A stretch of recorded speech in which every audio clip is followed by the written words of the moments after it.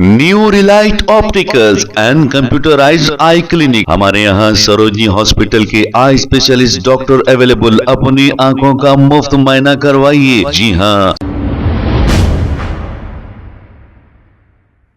अस्सलाम वालेकुम नाज़रीन, 7H न्यूज सच को रखे आपके आगे। मलकपेट के AIMIM MLA अहमद बलाला ने सईदाबाद में एक ब्रिज की तामीर हो रही है, इसी ब्रिज की तामीर का जायजा लेने के लिए उन्होंने वहां पर पहुंचा।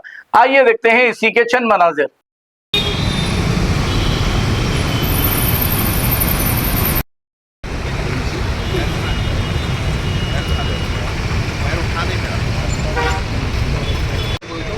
बता दिया